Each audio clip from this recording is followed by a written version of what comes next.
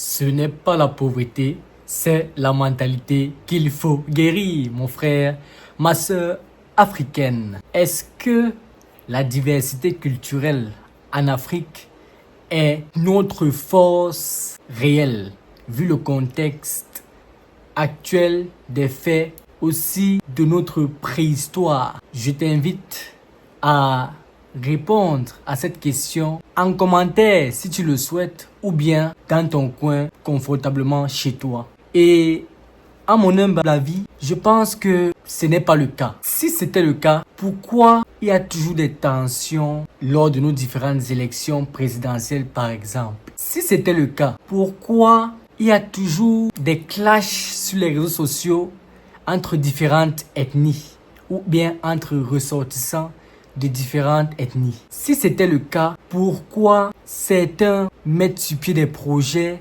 en excluant des ressortissants d'autres cultures? Encore, si c'était le cas, mon frère ou ma sœur africaine, pourquoi jusqu'à présent ne sommes-nous pas la puissance économique la plus influente mondialement? Ce sont ces réflexions que j'ai voulu te partager aujourd'hui et j'ai vraiment été persécuté, on va dire, lorsque j'ai vu sur la plateforme Facebook un Africain qui prône un projet dont le fond tourne autour uniquement de sa culture, jusqu'à appeler le projet en question de l'Ouest au sommet du monde.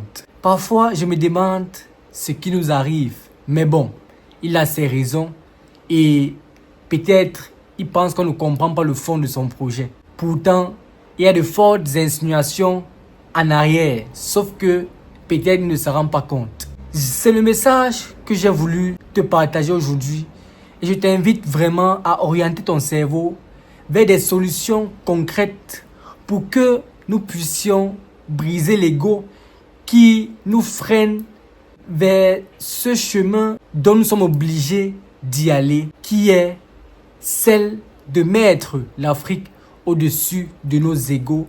Et ça commence par des projets communautaires dans ce sens. Et que j'ai toujours voulu que tu y adhères. Tu es la bienvenue, mon frère.